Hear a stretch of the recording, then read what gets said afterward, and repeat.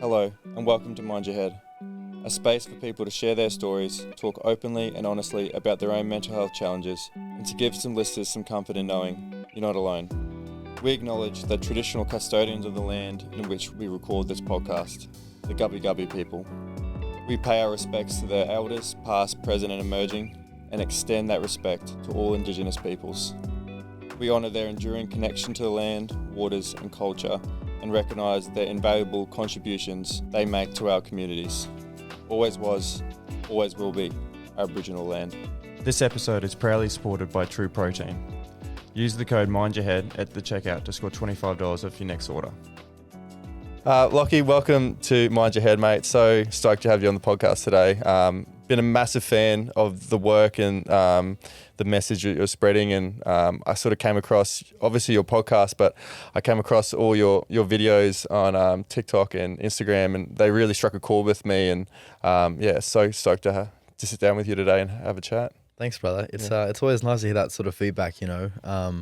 Sort of makes me want to keep doing it a lot more, and man, I'm absolutely honoured to be in your space today and sharing the mics with you, and I have no doubt that we'll get some deep conversations out of today's episode. Thanks, brother. And my first impressions was someone that is so comfortable being uncomfortable, so comfortable being vulnerable, and speaking your mind, speaking your truth, and have you always been like that, or has that sort of been a growth for you even since you were a little kid? It hasn't always been like this, man, for sure. I think the way that I've navigated it to get to a place where I've landed today is, there was definitely a lot of adversity growing up, and a lot of my own sort of, speed bumps I had to hurdle over and get to a place where I can be comfortable being vulnerable.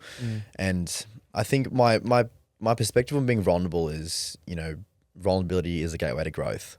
And I think if you can allow yourself to be vulnerable, open yourself up to people online, whether it be, through videoing or messaging, I think there's so much light that you can be able to instill within your own self from that, and the growth that you can come from, allowing people's perspectives and advice sort of capture into your own life. I think it's definitely a catalyst and deep change for sure. And I don't know if you're familiar with Brené Brown at all. She's got a few books around vulnerability, and she talks about, creating a deep and lasting connection with someone. It doesn't have to be in person. It can be online, and, it doesn't, what she say, it's got nothing to do with sort of how rich you are or how funny you are or how smart you are. It's about how you make people feel. That determines a deep and lasting friendship. And she says that being vulnerable is like the quickest and easiest way to make a lasting connection with someone. So going back to sort of your childhood, how was it growing up? What sort of kid were you? And what sort of challenges did you go through? Yeah, man. So growing up for me, I grew up in Brizzy with my family. We're all super close. I think growing up, having my parents split up before I was even born, that was definitely, to some people that's quite different, but to me that was my normal. So I think right off the bat there was a bit of adjustment there, and that became my norm. And I think I always saw other people who had parents who were together as different, as now that I know that's not the way it should be, right? So I think growing up, having a bit of a split family in that regards, and the chopping and changing between, families, one's weekend and then the next the other, I think that navigated my perspective a little bit differently growing up. I always thought I was a little bit different for having the family that I did.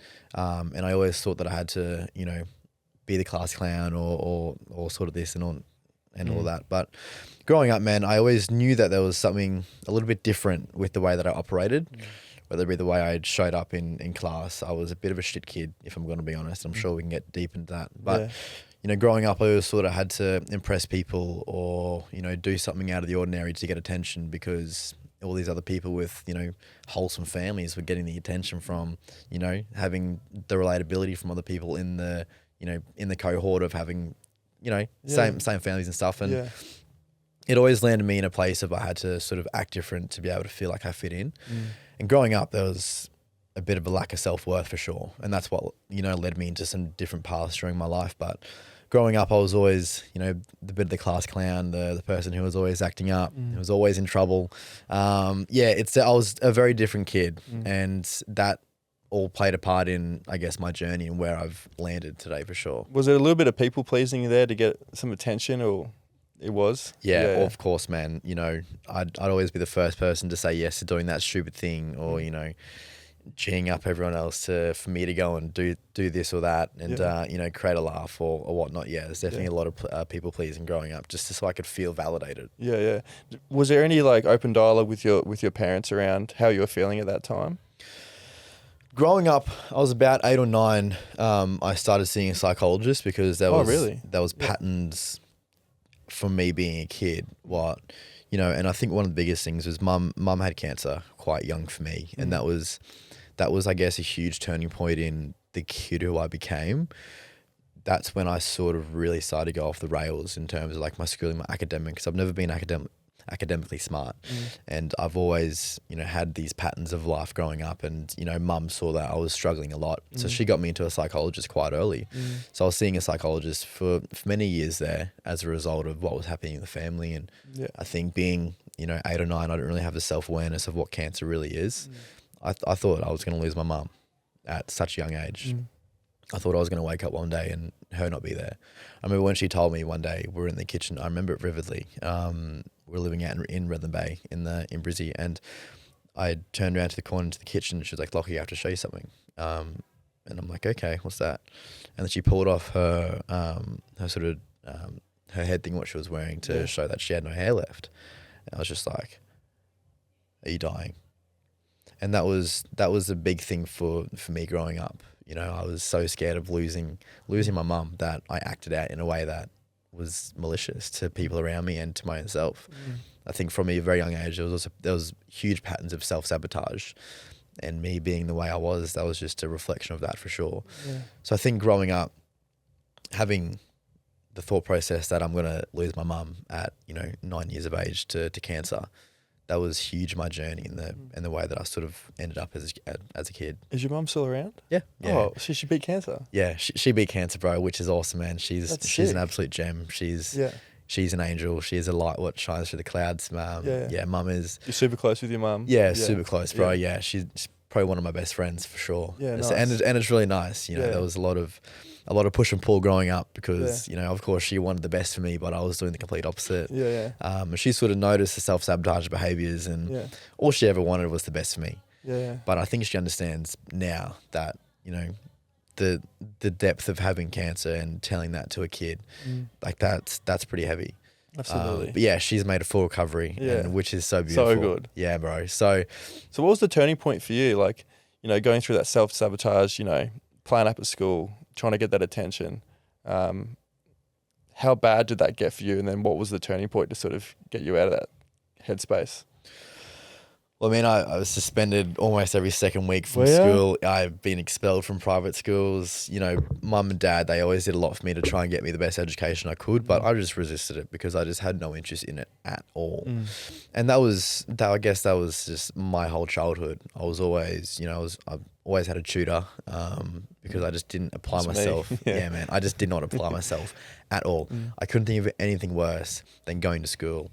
It was... 15, 16 years of just absolute hell for me, for what it felt like. Sorry, 12 years. Felt like 15. Yeah, felt like 15, man, for sure. But yeah, man, there was definitely, I guess the biggest turning point was, I navigated a lot. I finished schooling through TAFE, the secondary schooling, because I just didn't fit the means of the normal mainstream schooling. And that was just the kid I was, and sort of the stuff that I was getting into was a big result of that. But yeah, I wouldn't say that was a huge turning point in terms of my schooling, because I struggled from the very last day. Yeah, right. And then sort of moving forward after school, did the relationship with your sort of mum and dad get a little bit better? Did the relationship with yourself get a little bit better? Yeah, man, for sure. Growing up, Dad and I, we had a very broken relationship. Yeah. From my point of view, and this is probably the reason why I lacked a lot of self-worth. And this is sort of the stuff that I'm working on currently through timeline therapy and stuff that I'm doing with my coach and psychologist now. But growing up, I always thought love was transactional and that I had to perform and succeed in order to receive love from my dad. Now I've realized that him growing up as a kid, he wasn't shown the love that he needed. So how can he give something that he doesn't have? Of course, I didn't have that self-awareness back then though. So I always said, I was almost like I grew up with resentment towards dad. And that caused a lot of fights and a lot of arguments throughout the family. There was always, it got quite broken. And that was another reason why I kept on acting out and following the wrong crowd, was because I was always trying to fill the void of self-worth. And I feel like if I was to get attention from everyone else, then I was validated. So that was my journey in terms of that. But yeah, man, now my dad's my best mate. Yeah. I call him almost every day. Him and I, we're super close. And we've had some conversations around this stuff too. And it's been really nice to be able for him to land in a place of vulnerability. So he can talk to me about some of the stuff that he experienced. I know Dad's full life story. And I think growing up, of course I didn't know that knowledge, but now I have so much respect for him because he's opened his heart to me and he's showed me and he's told me all the things that he went through and some of the adversity that he faced. And it's almost like I love him more of it. 100%. I resonate so much with that because I had my dad on the podcast and I went through some pretty bad mental health struggles, and we grew up in a house where it was all positivity and happiness. So no one really talked about struggles. No one sort of talked about anything sort of bad in the house, and I never knew why. They always had fights, always sort of tried to keep it under wraps and try to hide things from us. And so that's just the way I grew up. I grew up thinking if you had something wrong, you'd push it deep down inside and wouldn't tell anyone. And I had whispers that Dad had a really bad childhood. Him and Mum are from New Zealand. Dad never talked about his family, never talked about his brothers, never ever spoke about his childhood. Grandparents, nothing. And I thought that was strange. Because the same thing as you, I always go around to people's places, always grandparents are around, cousins are around, aunties and uncles are around. We never had that growing up. It was just our family. We never had that. And I was thinking, that's a bit strange. Why don't we hang around with our grandparents or anything like that? And I, when I made the podcast, one of my guests, I was like, Dad, how about you come on the podcast? I'll tell you everything that I've never told you, and you can tell me everything that you've never told me. It's powerful. Hey? It was the best. And, I found out that, Dad had a extremely abusive father. So my grandfather, he came back from the war and he was alcoholic, schizophrenic, and pretty much tortured my dad and the other siblings. Dad would fall asleep to, he's raping my dad's mum. And my dad's, 13 years old next door, hearing that as a 13-year-old, and he grew up in so much violence. And what he realized was a coping mechanism and a surviving tool was, if you showed no emotion, his dad wouldn't prey on you. He would leave you alone. But if you arced up, showed emotion, stuff like that, you would get more punishment. So what Dad learned was just to keep his emotions away and don't show any of it. And when he's grown up, become a father, you change things that affected you most, right? So Dad changed no alcohol, no violence, nothing in the house. Our household was so calm and peaceful and safe. But in turn of that, there was no emotional dialogue at all because Dad was just completely shut off. So that's how we sort of grew up. And doing the podcast with him, doing the episode with him, man, he told me everything that was going on in his childhood, and I told him everything that was going on. I told him sort of, the reasons why I couldn't say anything because you didn't show me ways to do it when we were a kid. I mimic you. You can always, that's why I talk to a lot of parents is kids don't listen to what you say. They watch how you live, So I said to Dad, you didn't show me how to be vulnerable. You didn't show me how to talk about my feelings because we never did it at our household. For my whole life, we never spoke about our feelings. And it's not putting blame on anyone. That's just, and now him telling me his story, I get it. All the dots are connecting. I get why you are the way that you are because we used to butt heads all the time. Why is Dad a dickhead? Now our relationship's so nice and he's changed so much and he talks about his feelings all the time to me now. And I love it. I absolutely love it. And that was the sort of initially, like the reason behind the podcast is like, I think a lot of us walk around each other, whether it's family and friends, and actually don't know the deep versions of ourselves. You know, Yeah. it's always like that surface level stuff, and we never actually ask proper questions to get to know each other a bit better. And I think that was like the biggest turning point in mine and his relationship, is having that podcast. His dad was like, we were never going to sit down at the coffee table at home and have that chat. Like, we had to be locked in a room Yeah. with mics and a camera for us to actually have a proper, you know, conversation about our feelings and what was going on. And yeah, I definitely resonate with that, because he's just like my best mate. Like, I used to look at him as like this, you know, authority figure, and I was too scared to tell him stories of, you know, of the past and things I used to get up to, and let's have that. And now it's just like, we're two mates now. You know, I'm not scared to just to tell him things. He's not scared to like say anything to me. Like, if anything, we're probably too open with each other now. Yeah, for sure. But it's great. Like, I absolutely love it. Yeah. It's crazy how, you know, so much chaos and so much, I guess, volatile sort of situations come to a place of, you know, peaceful and fulfillment, especially in relationships, man. Yeah.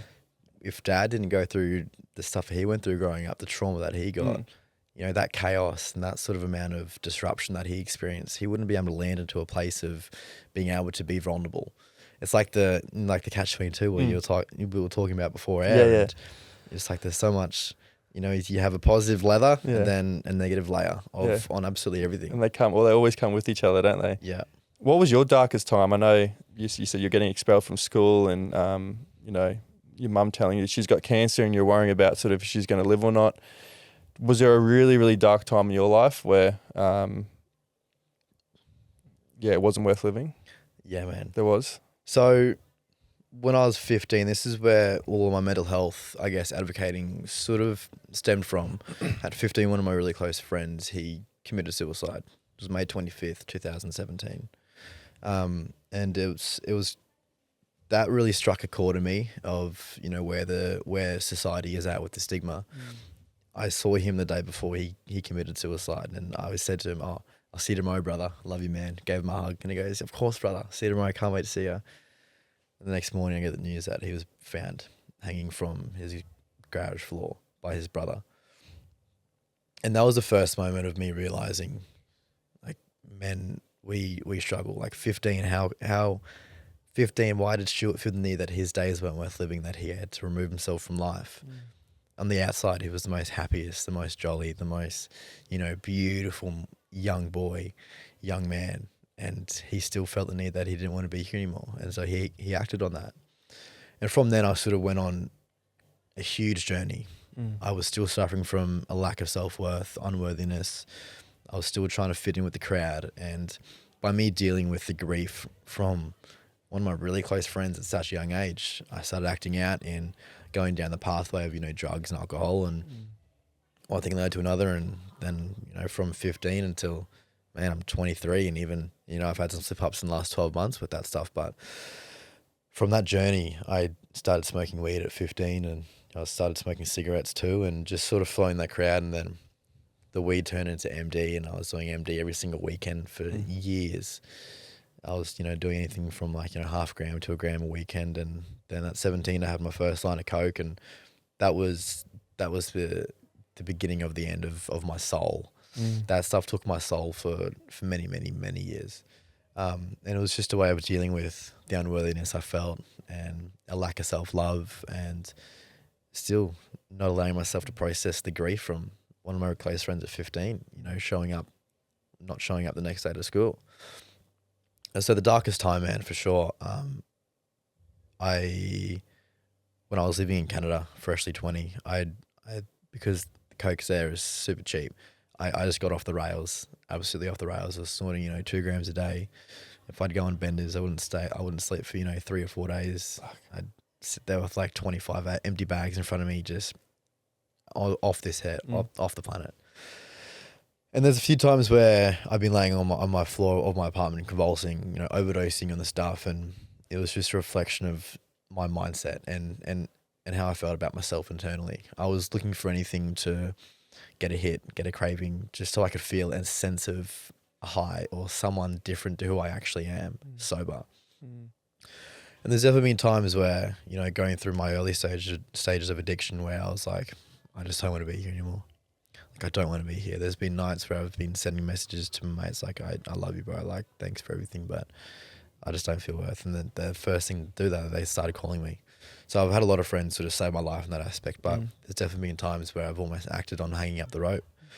I guess one of the darkest times in terms of that was when I come home from Australia. I was still come home from Canada. Sorry, I was still, you know, dabbling into that lifestyle. And there was one morning I was driving home from a kick on, horrible anyway.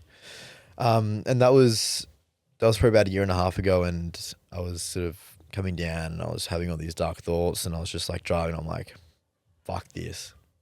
And I was driving. There was a bunch of trees, and my hand was like twitching just to pull myself into the tree and just to literally end it all. You sort of go to the twitch, and then something just sort of grabbed the wheel and sort of held it back on the road. And that was, I think, sort of realized that was time to really seek some help. You know, I was willing to wipe myself off the earth because of this horrible drug that took me for a ride for so many years. Another form of, you know, I was 17. I'd just been accepted into the Navy. I think growing up, I always thought that I wanted to leave an impact in the world, or, you know, serve the country in a way that's beneficial to us and the world. So I acted on my curiosity, and I went through the stages of enlistment into the Navy, and I got in. And it was a few months before I was gonna get sent away for my basic training. I had all my enlistment papers ready. I got accepted. I got approved. And there was this one night I was coming home from a party. I was fresh 18. I had, you know, Dad bought me a Ford Ranger for my birthday, and you know, going home from, stoked. I was going home from a party, and I was blind, absolutely blind, drunk, and I had a car full of people. I dropped all them home, and I was going back to the party to pick up more people. I was coming down this right-hand turn, doing about 90 k's an hour in about a 40 zone, and the back end spun out, and it was like a divine slap. It felt like someone just slapped out the rear end, and I went down embankment. The wheels grabbed into the ditch, and I flipped the car. I landed on the roof and did a bit of a spin in the air, and like I landed, and I don't remember anything from the night except for that whole situation. And I just landed on the roof, and the roof was caving my head into the back of the headrest, and I was like, holy fuck, what have I just done? And that moment there, that terminated my enlistment to the Navy. I had to go to court, and I did all that sort of stuff, and I got I got kicked out essentially before I was even in. And that set me down another big hole of even a deeper amount of abuse on the alcohol. I was looking at the bottom of the bottle every single day. You know, it's at 18. I'd spend all my money on piss. I'd get any drug I can get my hand on, just so I could feel a sense of worth as a person and as a young man coming up into the cracks. You know, I was still running from all my other problems, the stigma that's around men's mental health, and I felt like I couldn't talk because I feel like I was going to get judged. And it was still a reflection of, you know, not sort of processing the grief in a natural way from when Stuart passed from suicide. And I think there's been a few circumstances where I've, you know, come to the realization that, you know, like life is worth living, but I wouldn't have come to that if I didn't go through all those sort of triumphs and those troubles, for sure. It's interesting. Like, you have to, I've definitely found my own way, but you have to hit rock bottom. And, you know, I've heard Simon Sinek talk about it, and it's just like people won't change until the fear of change outweighs the current pain of reality. You know, that fear of changing, that fear of seeking help, that fear of, you know, trying to be a better version of yourself. Like, we're so scared of it until that sort of fear outweighs that current pain. And I exactly resonate with a lot of what you said then, because, you know, I went through a lot of times where I was feeling anxious and depressed when I was, you know, 15, 16, 17, and was never into drugs. A little bit into alcohol. I wasn't really big into alcohol, but was never really into drugs. And then I remember I didn't know how to cope with my thoughts and the head noise. I didn't know how to do it. I didn't know how to silence it. I knew that rugby did it. When I played footy, it would silence it. But, you know, Sunday to Friday, what was I going to do then? And I remember, like, I was in Canada. I got out of the army. I was like 21.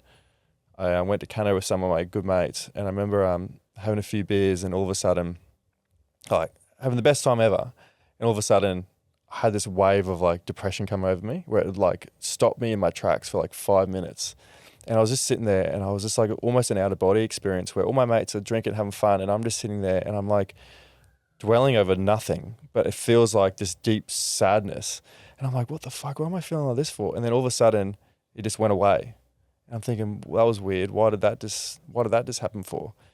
And then that was the very first time it felt like that when I was drinking. And I realized like from then, every time I drank, I would get it for about 5 or 10 minutes.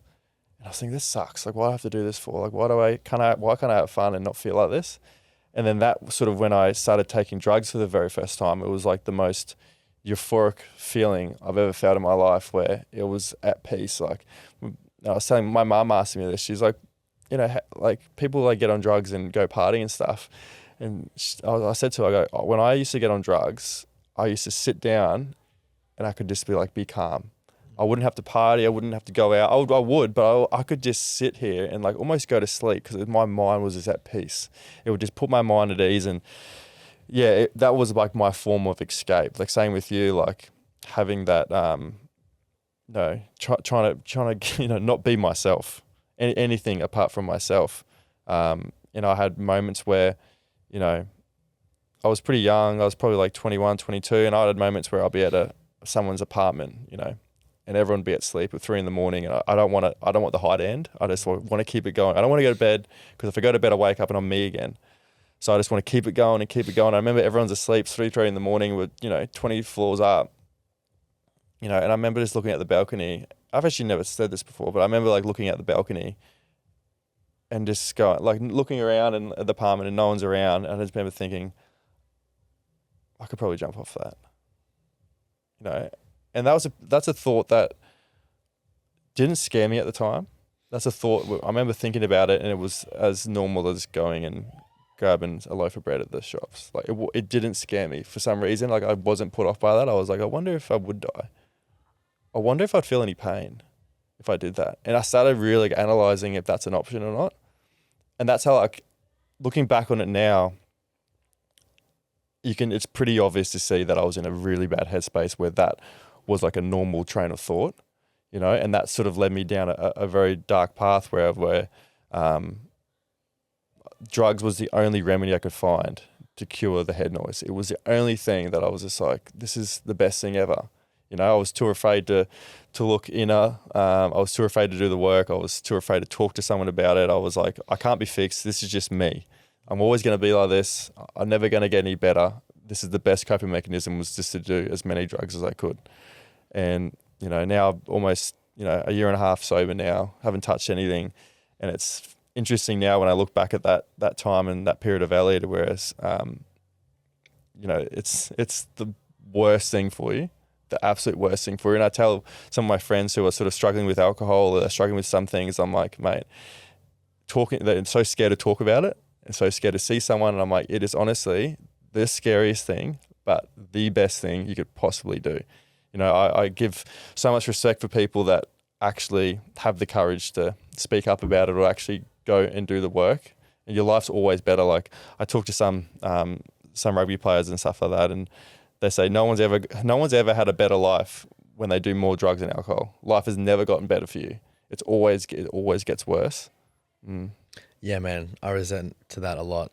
And one thing when you're talking about the balcony, yeah, I just got a bit of a flashback when I was having those overdoses on my apartment. There's a couple of times I was like, that balcony looks really good right now. Mm. And you know, God forbid, glad that we didn't act on it. But yeah, I think there's so many negatives what come from a life of alcohol and drugs. And at 17, I was really close with a girl. She was like my bigger sister sort of thing. And she was 10 months clean off meth, and she had a relapse and she overdosed and died.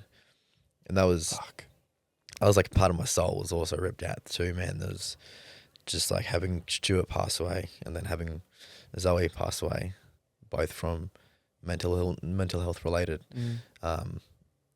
It sort of brings up a bit of a new perspective on life. And you know, being clean, it's life is just so good. And I can definitely relate to you in that sense. And I love what you said before, that this period of Elliot. That's a really nice way to put it. Because definitely I look back now and like that period of Lockie, for sure. He's so far from who I am now. Yeah. And I think that's really important to capitalize on, for sure. And like what I realized, because you know, I'm very I really admire that you're such a young age now where you can have that awareness. Like, you know, I didn't have the awareness until I was 30. You know, so I went through it from 19 to 30. You know, I talked about it with a friend before, that from 19 to 30 was a complete write-off for me. Complete write-off. Like, I had no spiritual, physical, mental, emotional growth at all. It was just like rugby, drugs and alcohol, you know? And I remember like sort of coming to when I was 30, and I don't know if that's just when the male brain matures, but for me, I hit 30 and I realized like, fucking, who am I? Who am I? Like, what have I been doing for the last 10 years? You know, and I was almost like came out of this dream that I was, all this black cloud that I was living in, and just thinking, what the hell do I want out of life? Like, I had no idea. I felt like a little boy, to be honest with you. Like, I had the emotional maturity of a 18-year-old, because I had nothing. It was just like a full write-off. And then when I meet people sort of like you at your age, and I just think, fuck it, man. Like, I try not to do that comparisons thing or anything like that, but I'm like, oh, I wish I came to when I was a little bit earlier, you know. But at the same time, like, I love the person I am, and I love the outlook I have in life, and you know, I don't hold any regrets or anything like that. Even though, you know, I upset a lot of people, I would have hurt a lot of people. You know, I broke up with a girlfriend that I was with for 5 years for no reason, thinking that she was the issue. You know, for all the shit that was going in my head, I was always looking at external things. Oh, rugby's the issue. That coach doesn't like me. He's the issue. I changed teams. You know, oh shit, I still feel like this. I'll break up with her. She's like, why are you breaking up with me? I go, I have no idea, but you're the problem. In my head, I'm like, you're the problem. Yeah. As soon as I leave you, I'll start feeling better. She broke up. We broke up. She moved to England. Oh, I still feel like this. Maybe that's not it. And I was always looking for external things and never actually started to look inwards because I was so afraid of what I was going to find.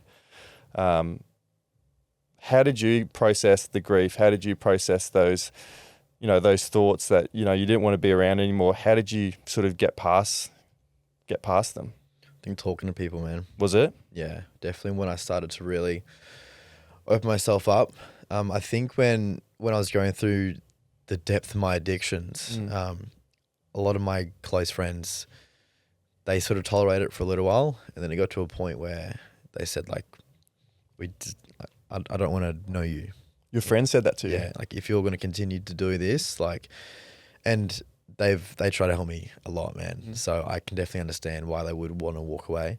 But I think when I started to notice people started leaving at the back door as a result of my actions, that's what I think really inspired change. I think me and my sister, her and I, are very, very close.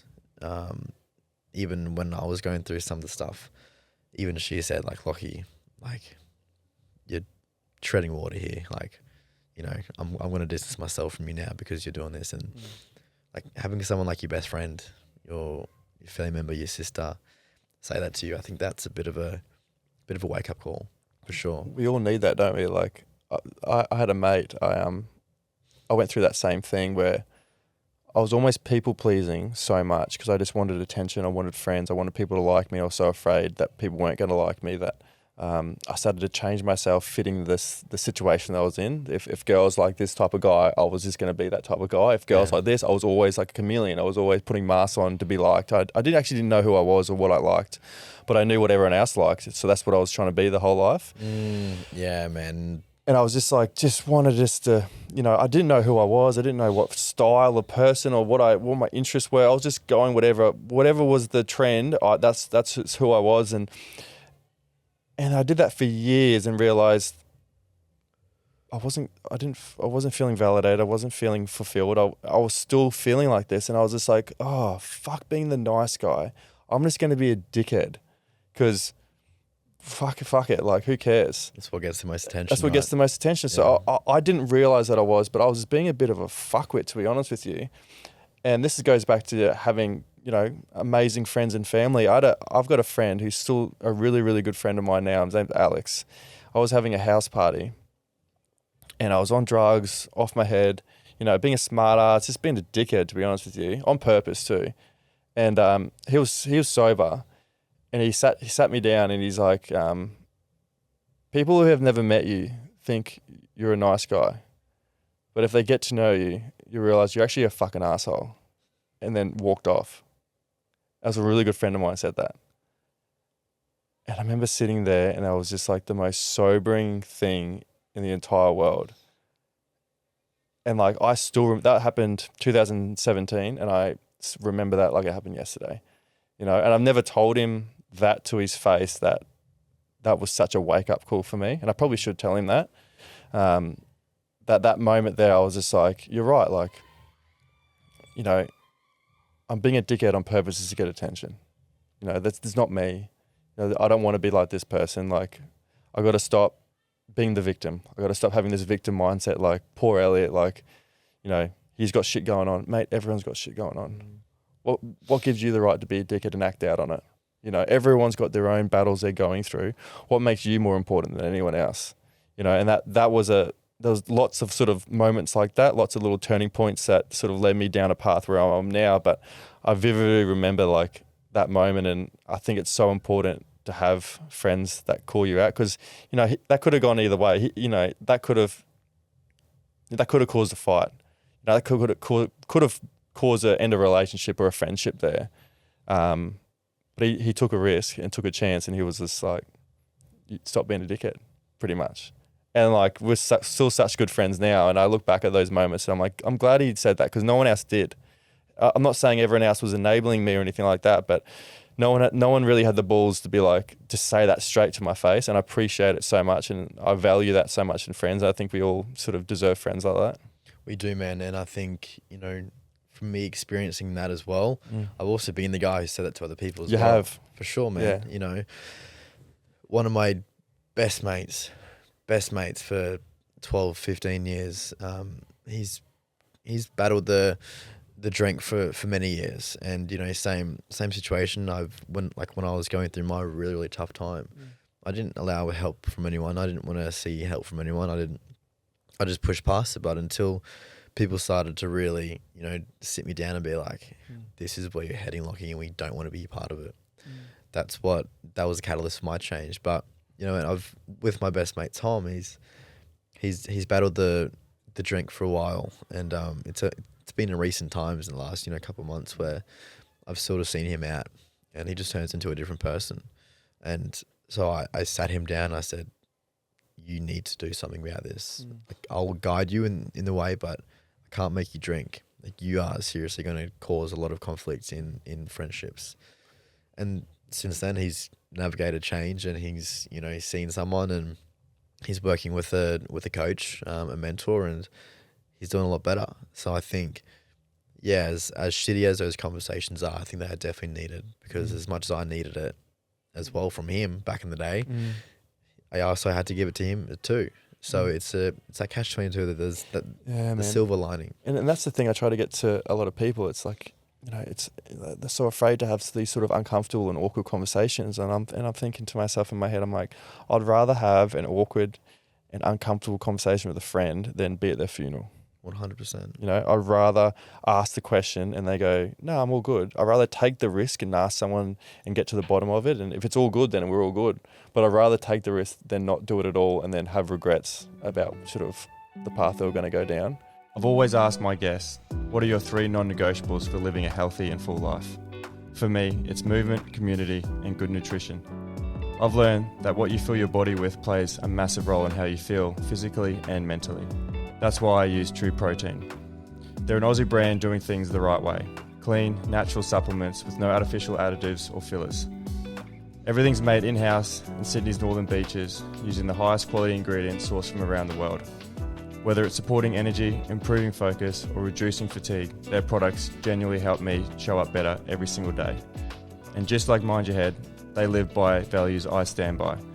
Be true, be you, and take care of your whole self. When did you start posting on social media? And what was the reason there to start sort of putting yourself out there a bit more and trying to spread that message? I think there's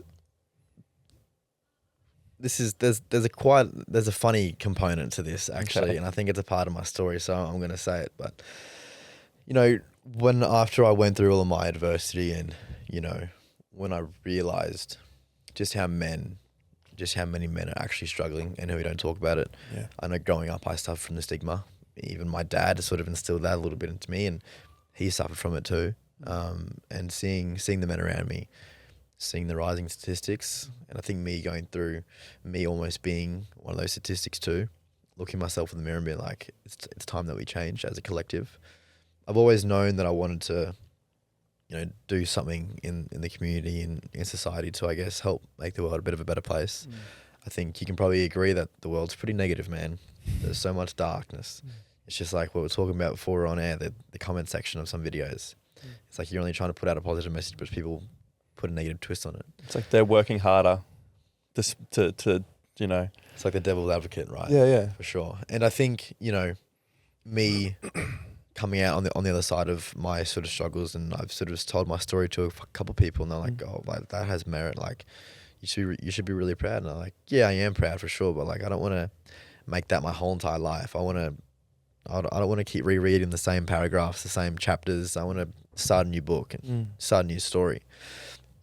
And so I just want to see some positivity in a bit of a negative world, man. And I think some of the stuff that I've learned from my adversity and from my addictions, they've given me the tools and knowledge that I can be able to spread some happy words into someone who might be going through a period that I went through, because none of us in this whole entire world have deserved to feel like that we're any less than, or that we don't feel like our days are worth living, that we cut our short. I think everyone has a place in this world, man. Everyone, you know, even the homeless guy on the street versus the CEO, they're still humans, man.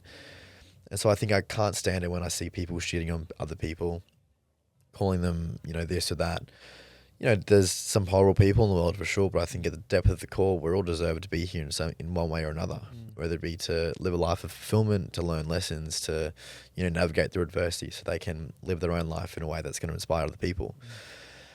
But especially when I first started my podcast, I didn't feel like I couldn't start it because I was still snorting coke almost every day. If it wasn't every day, it was every weekend. I was still drinking.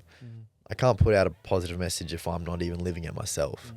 I think that's just going back to being authentic. I don't want to live a life of inauthenticity. Be genuine, yeah. For sure, man. Or, you know, live a life outside of integrity. And I feel like I never could be in the space because I had to grow from my own problems and my own struggles. So I didn't allow myself to start, but I always knew that I wanted to. But then when I was sort of coming out of my addictions, and, you know, when I was starting to do a lot better for myself, I noticed, hey, I could start doing this sort of thing. And I had to push past the fear of failure, the fear of judgment. That held me back for a long time, man. Yeah. The people who I used to go to school with, what are they going to think? The people who I used to party with, what are they going to think? You know, they're going to say all these other things behind my back. For sure, man, go for gold, be my guest. It doesn't bother me anymore. But I had to push past that, and once I landed in a place where I feel like I could preach what I preach, then I started it. And the pin drop moment for me to start really posting content is one of my flame members set me up on a blind date. And this is the funny component. I got set up on a blind date, and I was working away at the time, and we were in contact. And I was like, hey, I'll come check you out when I get home, rah. Yep, all good, perfect, sounds great. We sort of line up a date. Long story short, I get ghosted and stood up out of nowhere. And I sort of sat, I was just like, you know what? I'm going to show you what you're missing out on. For sure. I'm going to show you, like, boom. And I was just like, let's just start. And I started, you know, posting videos from that day. My first ever video went viral on TikTok. And I think I took that as a sign of this could do something. So that situation was, I guess, the kickstart, but that faded pretty quick. And I just started doing it because I love it, man. And I genuinely do love posting content, what makes people feel seen, feel heard, feel like they are, you know, they embody a sense of self-worth. It's interesting, like those little Kickstarters, because I had one where for years when I was playing footy, I felt like I had more to offer than just rugby. But at the same time, that's all I did, 24/7. That's all I did. Whenever anyone asked me about life, it would always be at, how's footy going? How's the body going? When's the next game? That's all it was. But But it got to a point where I started resenting that because I was like, oh, there's more to Elliot than just footy. But at the same time, I didn't show that. I wasn't doing anything else. But I resented people always asking me about footy. So I was just like, fuck, can we talk about something else? And I remember when I was like, I told some of my close friends, sort of some of their partners, that I was going to start a podcast. And they sort of laughed and went, and they didn't mean, they never meant to mean it like this, but they sort of chuckled and said, what are you going to talk about footy? Like saying that's all I can sort of chat about. And I remember, I didn't voice it to them, but I remember like that fucking really, really like got to me. That really triggered something inside of me that it wasn't them, it was me. It was my own insecurities and fears, and I was projecting it onto them. Why did that trigger me so much? You know, and I look deeper and it goes, because you haven't actually gone in discomfort before. You haven't put yourself out there before. You've always played in the safe space. You knew you were good at footy, and that's all you did. You know, you didn't try anything new, because when you try something new, you're going to suck at it.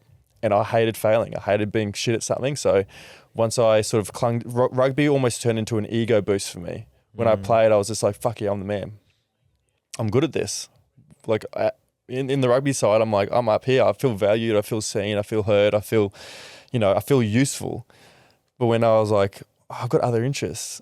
Oh, man, I have to start again. I have to start at the bottom. I have to be shit at something. That scared the shit out of me. So when these people said that, I was just like, oh, you think I can't do it? And I hate when people think I can't do something or tell me I can't do something. I'll just do it just to prove them wrong, Yeah. And that was almost a thing where I was just like, oh, you think I can't do it? In my head, and I was just like, I'm gonna show you. Same sort of like thing.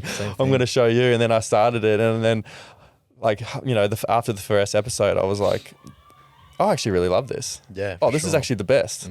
Oh, I could probably keep doing this forever. And then I was like, actually, this isn't so scary after all. Why did I think this was so scary for? And then I applied that fear that I used to run away from, that fear that I was, whenever fear came up in my life, I was just like, something to run away from. I don't want to feel like this. This can't be good. Fear must be bad. And obviously it's a deep, mechanism inside of us when we're fucking back in the caveman times. When you feel fear, it's obviously danger. But what I've realized now is, like, in my life where, when I feel fear, I almost use it as a tool or an indicator to go do something rather than not to go do something. Whereas before I used to be like, oh, I'll just run away from it. But now if fear comes up, I have a moment to pause, and I think, oh, this must be a sign that I should probably go do it. In my gut, I'm like, if it scares me a little bit, I'm like, yeah, I should probably go give this a go. And that's what I've realized, like, especially over the last 18 months, that when something scares me, it's a good indicator for me to do it.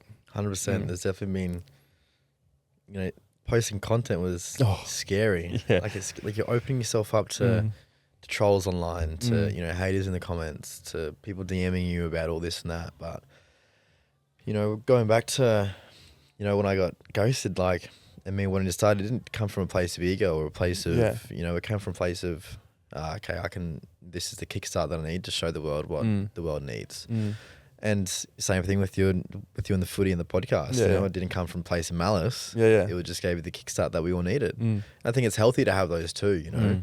Like, if I didn't get stood up on that day, maybe I wouldn't have even started posting content, because I would have held myself to the fear of judgment. So there's it's like a bit of a golden nugget, I guess, in a way, and I'm grateful for it, man. Yeah, 100%. I'm sure you are too. You've created this perfect space, and I think we all need a bit of a kickstart, even though in the moment it might be a little bit shitty. It was a little bit shitty. No one likes to get ghosted. But yeah, it's definitely looking up the ass. It was just like, oh no, this is what I needed to be able to kickstart and really land it in a place. And I've content. I love it, man. Love planning it. I love just talking and just putting a message out there, man. And I think one thing what really solidifies in me that what I'm doing is, I guess, making a positive impact. Whenever I receive a message from someone being like, this message saved my life, or I was going to ask you that. Or people. Do you get that a lot, do you? All the time, man. Do you really? Most of my DMs are people being like, this video saved me, thank you. Or like, thank you so much for everything you're doing. And what a privilege, eh? Dude, it's beautiful. And I don't receive hate at all. I don't receive a couple trolls here and there, maybe once in a blue moon, but because I'm putting out genuine love and I really want to see I want to change the world, man, and I really want to see the world be in a better place than what it is now. And I think because I show up with that, and I really try and instill it into every single one of my videos. You know, it's a beautiful space to be in, and hearing people, or if they come up to me in public and they're like, "Thank you, everything," like you're truly making an impact. It's like that fills my heart with so much love and so much warmth. There's been one message. It was a whole page, and I read it all, and I started tearing up in it because it's just like them expressing, you know, like they were hanging up the rope, and a video come up of mine, and they pulled down the rope by it, and from then they've started this huge journey of self-development. They've reached out, they've gotten help, they've moved things around in their life, all because of a 35-second video I posted on TikTok or Instagram. And I think that was like, yeah, that pulled me. I was like, this is my purpose, man. Did you underestimate the power of a 30-second video? Yeah, of course, all the time. And one thing I've noticed is, like, I'll record a clip and I might be like, oh, that's not quality. But then I sit myself back and I'm like, no, but that could really impact someone. I just post it anyway. So I think in the early days I used to hold back from posting stuff, but now I'm like, everything can be shared in a positive way. Someone's going to connect to it. Someone will connect to it for sure, and it shows by proof. Do you feel like the stigma's changing, especially with men, in terms of seeing a man be so vulnerable and honest and real and genuine like yourself, talking about things and giving a positive message? Do you feel like there's a shift? There has been a shift? A tiny bit. But we're still seeing 7 men per day. You know? And that's the thing I want to ask you is that, you know, I don't have the answers. I'm sure, I don't know if you've got the answers, but there's been so much noise and there's so much advocacy about mental health, especially men's mental health. There's so much initiatives and charities and so much money and time getting spent into it, but the stats aren't changing, you know. And I'm at loss. I talk to my friends about it. You know, we're trying to have that open dialogue with men to talk about our feelings, but it doesn't seem like it's enough. I think it's the men who resist they resist it all because they're still trying to live the life of the footsteps of their grandparents or the generation above. Yeah. I think so many, even men I still talk to now, whether it be I'm still working construction, people still feel like they need to show up with an armor, with a mask on, think that everything's okay. There's so many initiatives, like you said, and charities, and so much money being thrown into programs and campaigns, but at the end of the day, it's society. Society is putting this view on mental health that if you're a man, you can't talk. That if you're a man, you have to show up, and you have to be the foundational pillar for many people, financially, in a love life, in a career. You know, you have to put on this brave face. But it just doesn't have to be like that. You know, and I think society has definitely continuing to put so much, you know, fire onto men there's like this preconceived notion that we have to have it all figured out by 30, 35. You need to have 20 grand in the bank by 25. You got to have a fucking house. You got to have the newest Land Cruiser. No, that's just society's view, and that's why men are still continuing to rise as statistics. Not enough is being done, especially in construction. That's where most of our suicide rates are. There's just not enough being done. You know, we can have all these external campaigns, charities, but if it's not going to be in direct contact with the male on a daily basis or a weekly basis, it's not going to change. And society has a lot to do with that. Have you ever thought about how you're going to be as a father? You have? I can't wait to be a father. You can't wait to be a father? Yeah. Not now. No, yeah. No way. But are there things that say that you want to change when you're a father, how your father was parented you? Yes. What are some things that sort of spring to mind? I think I've sat with this for a little bit, and I think what I come back to is I'm going to be the man I'm going to be the father to my kids that my dad was never to me. Yeah. I'm going to make sure that it's not transactional love, and that I show them love that they're worthy on a daily basis. And I've spoken on this with a couple of friends, and they've been like, "Oh, what gender do you want?" I'd be happy with, man, if I had a little son, he will be my best mate. My little best mate who I just do everything and everything with. And if I have a daughter, she's going to be my little princess, man. Oh, she will have me wrapped around her finger 100%. Same. Right. Yeah. Oh, it's almost like Yeah. I can't wait. I can't wait for it. But that's many years down the track. Yeah. In terms of sort of, raising kids and having that, in terms of like young boys and having them emotionally aware of, something that I talked about with my dad is, I remember when I was a kid, like I was having all these feelings when I was at high school or primary school, but I couldn't put words to emotions. I didn't know what this emotion was. I didn't know what it meant. I didn't know that it was normal. Why am I feeling like that? I was always resisting emotions because I didn't know what I was so scared of it. I talked to my dad and, I don't know if you're familiar with Gabor Mate. He's a psychologist.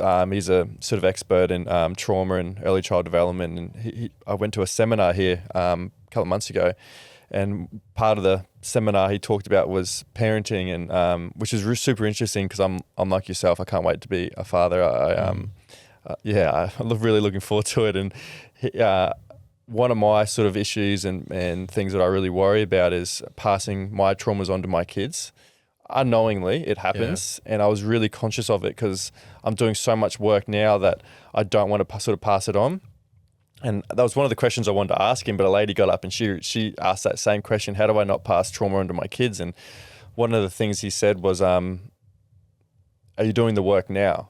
She said, "Yes." Okay, well, that's one part of it, having that awareness early that you're trying to actually improve as a person. He goes, "If you want to be the best parent to your kids and not pass anything on, you got to be the best version of yourself. So you got to be doing the work." That's one of it.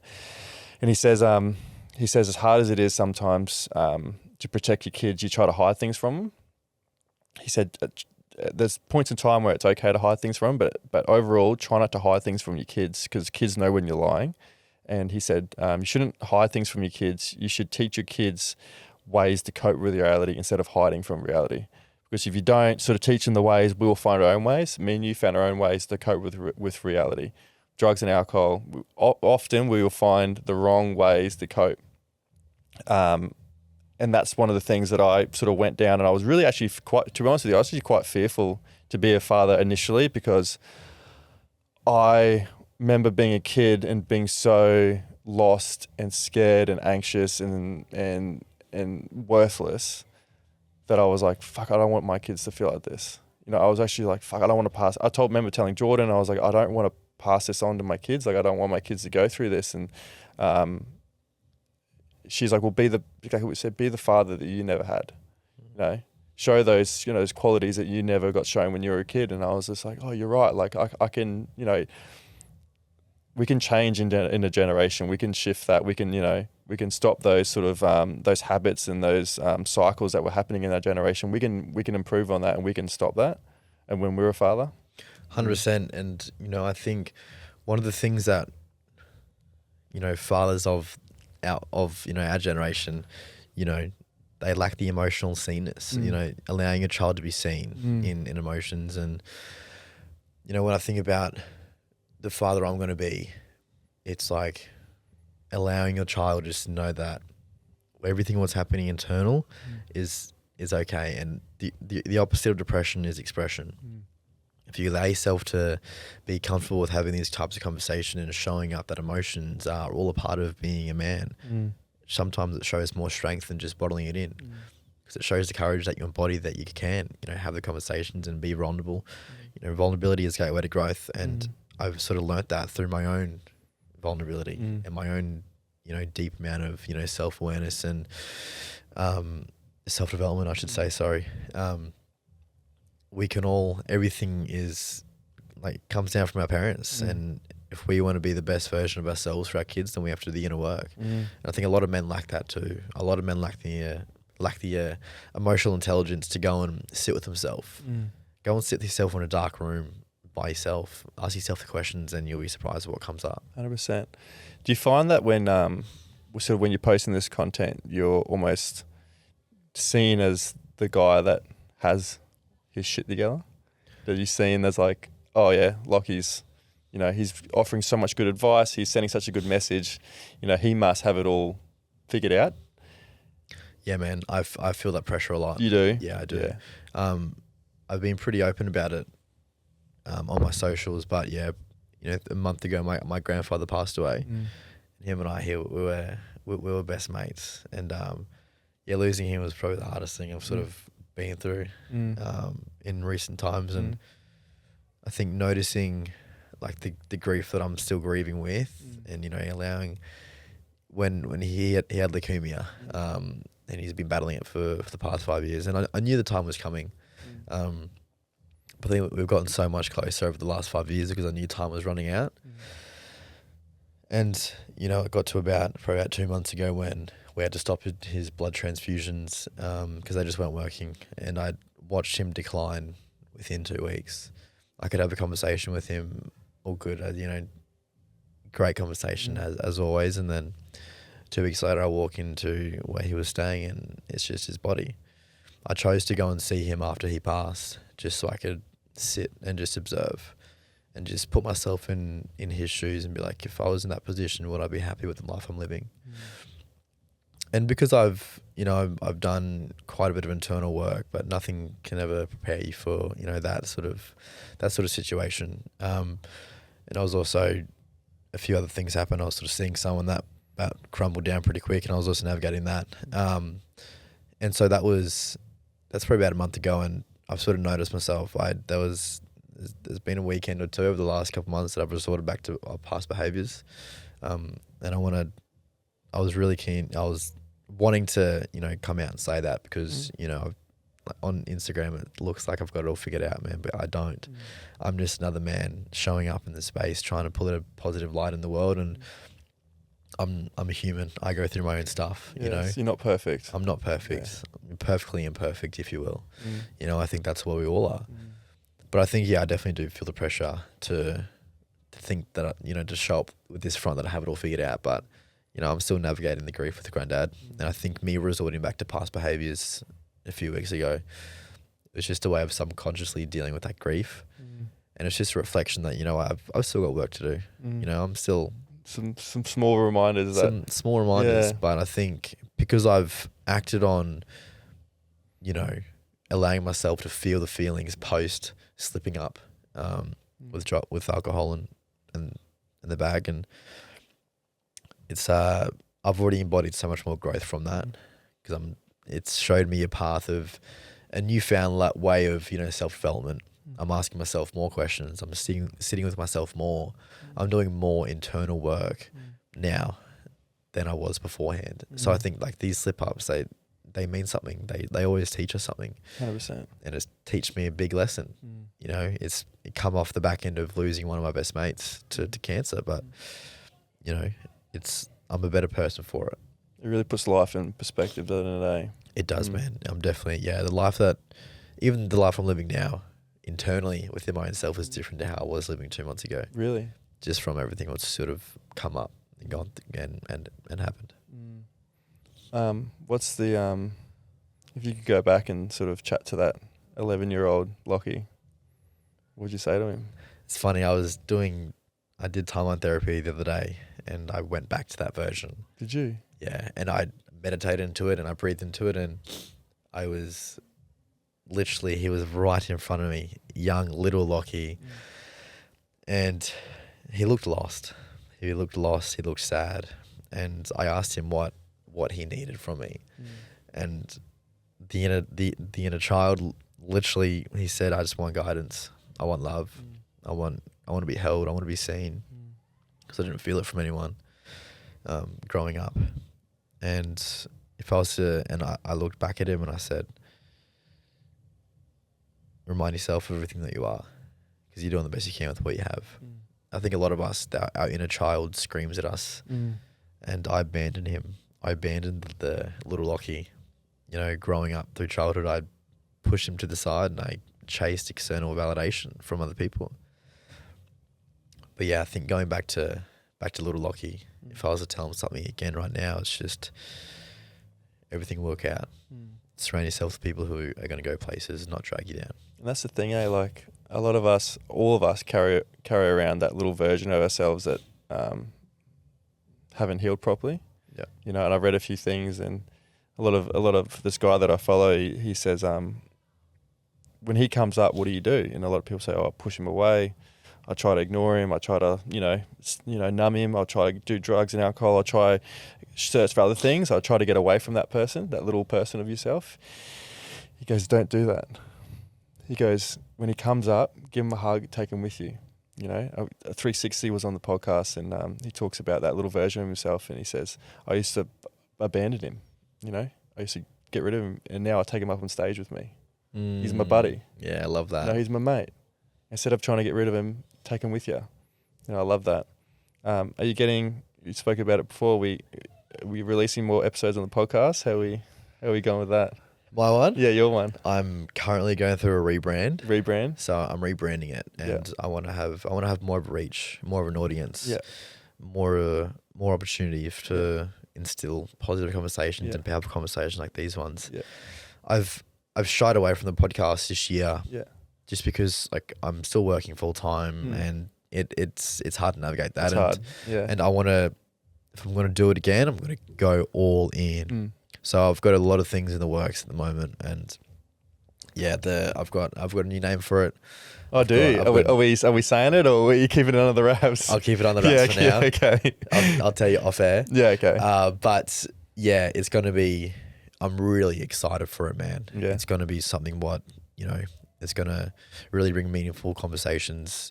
I was having a meeting with Mark Butler last week. He's the Minister of Health for Australia, for the Labor Party, and him and I were chatting about some of the implementations in men's health, what's coming up with the new budgets. Yeah, $32 million is getting shoved into men's health movements and campaigns. So that's something really exciting to look forward to. I got some super exciting things in the works, man. Yeah, sick. And it's all started from posting that one video. Yeah. Isn't it crazy how your life can change after one video online, like the reach, and it's incredible. Yeah. So there's a lot to come for sure. The podcast is going to be awesome, man. I'm super excited to have. Yeah. I want to see more of it. Yeah. Don't worry, brother. Come to a cinema near you. Yeah, cinema. Yeah, nice. You said before that you want to, earlier on, that you want to leave an impact on the world. That's why, you one of the reasons why you joined the military, you want to leave an impact. Yeah. What does leaving an impact now mean for you?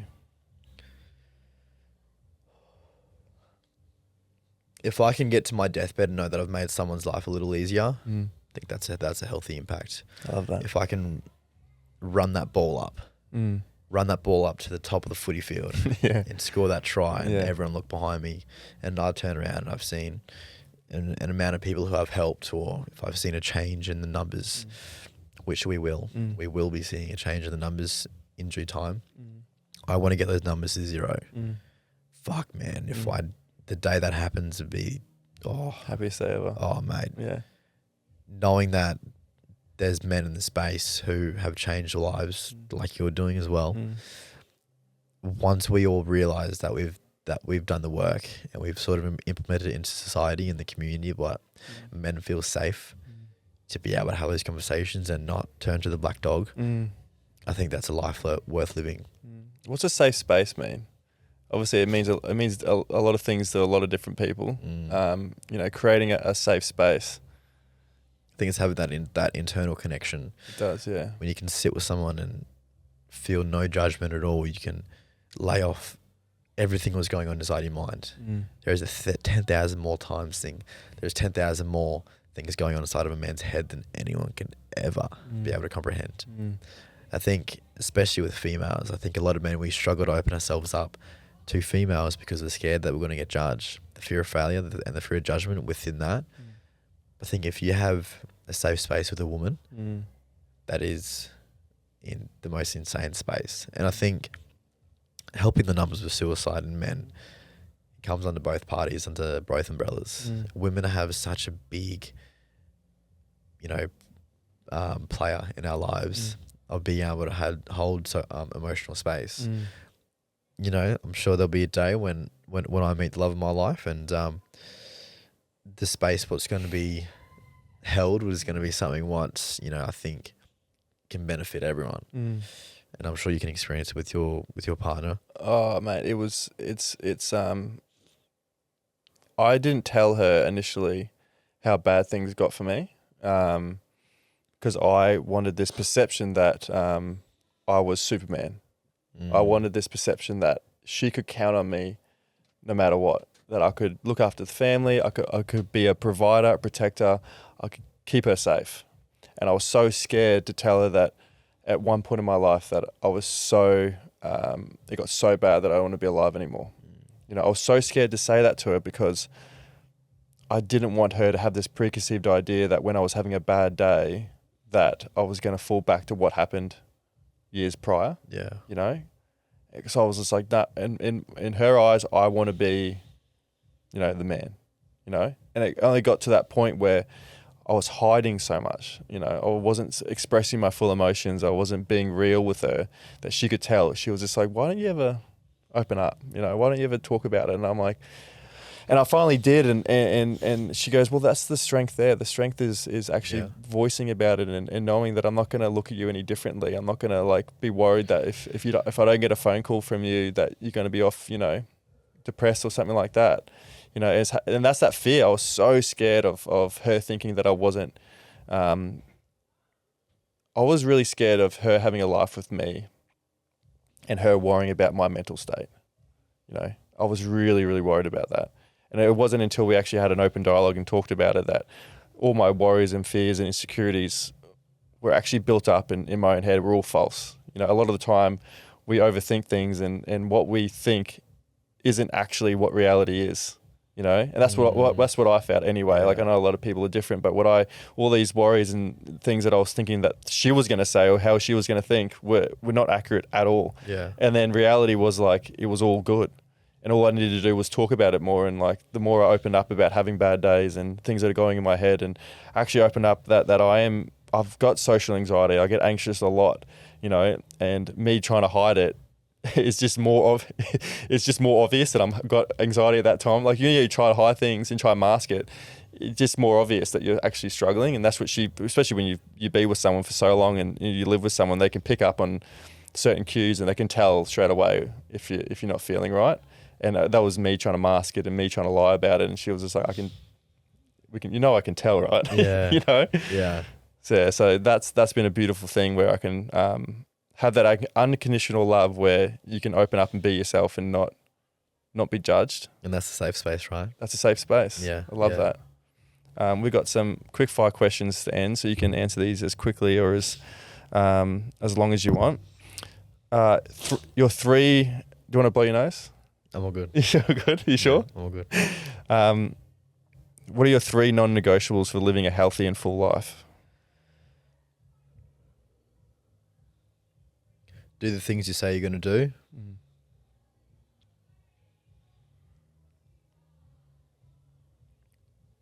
A reflection of your life is a reflection of the internal. Surround yourself with people who motivate you to be better. Love that. What's the best advice you've ever received? Don't take advice from people who aren't where you want to be. How have you defined success? A healthy home, healthy relationships, self-love. Who's your hero? Me in 10 years. Yes, love that. I asked Harry this one, our mutual friend. What does a mentally healthy life look like for you?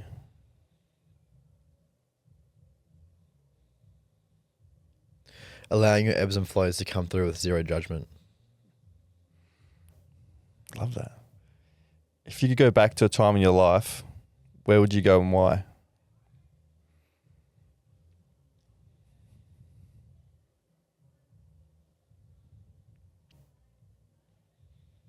Asking Stuart if he was okay. Mm. Is that a regret?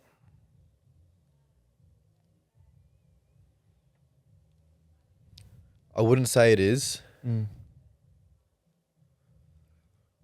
Because I potentially wouldn't be in the position I am now if I did ask him if he was okay.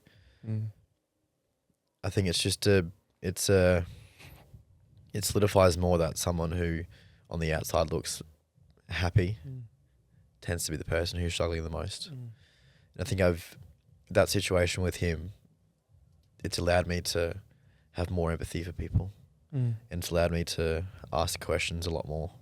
Yeah, it definitely helps you. I think the more connected you are with yourself, the more you're sort of open to connect with others. And I think when you go through those sort of situations, it makes you look through the surface a lot more, rather than just take someone from face value and say, oh no, they're all good. Yeah. It makes you really think, are they? Yeah, it's like, you can sit down with someone and ask if they're okay. Yeah, brother, I'm all good. No, bro. Oh, yeah. What's going on? Because I put something out on my socials, sort of talking about my own story, and I had a few mates from footy message, and they say, I would never have, dude, I had no idea. I've never have thought that you would be the person that would have gone through that stuff. And I said, yeah, that's the point. I was trying to hide it.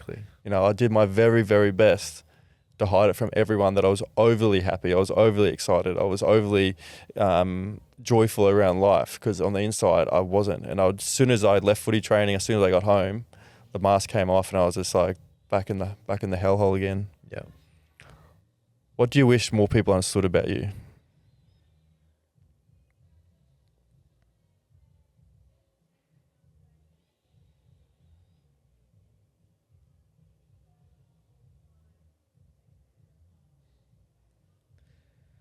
There's two answers here. Mm-hmm. One of them is nothing. I don't care. You don't care, yeah. The next one is, I genuinely do want to see a healthy change in the world. You do? Yeah, I do, man. Yeah. For sure. Yeah. I had a guy message me the other day, and he was like, oh, Lockie, you live on the Gold Coast, so do you actually care about the way you think? Or do you actually care about the people? Or are you just doing it to look clever?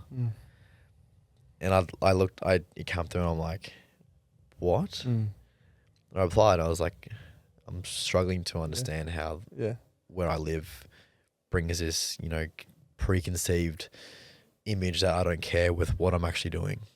Then he just replied, all good. I didn't open it, but it's like the Gold Coast is the hub of being fake and pretentious, that you can't live there and spread a good message, can you? Exactly right, man. Yeah, they're the two answers. Yeah, I don't care what people think, and there's nothing more I want to be understood by. But then on the other hand, I really am trying to change the world, to do a good thing. Yeah, man. Oh, I dream of it. I sit down and I'm just like, what can we do? What can we do? I love that, bro. And thank you so much for coming onto the podcast today, man. It's been a blast. It's so good to sit down with you and get to know you on a more personal level. Yeah, like I said at the start, I admire and respect you so much. I love the work that you're doing and the effort and energy that you're putting into it. You're definitely shifting the needle. The ripple effect of what you're doing is outstanding. Obviously, all the people that are affected by what you do, and I'm really excited for the future for you, man. I can't wait to see what's happening. Thanks, bro. It's really nice to come into space like this and share a bit of my story and to have powerful conversations about mental health and how we can see a bit of a change. And I want to give you grace too for opening up about some of your stories too. It's really nice to be able to share vulnerability with another man who collectively is just trying to put out a good message too. So likewise, man, I'm excited to see where this goes for you, and I'll always be here to support you. Yeah, thanks, brother. Appreciate it. Big love, man. Thanks so much for listening to another episode of Mind Your Head. If you'd like to support the show, be sure to subscribe to us on Apple Podcasts, Spotify, YouTube, wherever you listen to your podcasts. It really supports the show and helps others discover us. Don't forget to join us on Instagram and TikTok at mindyourhead.podcast.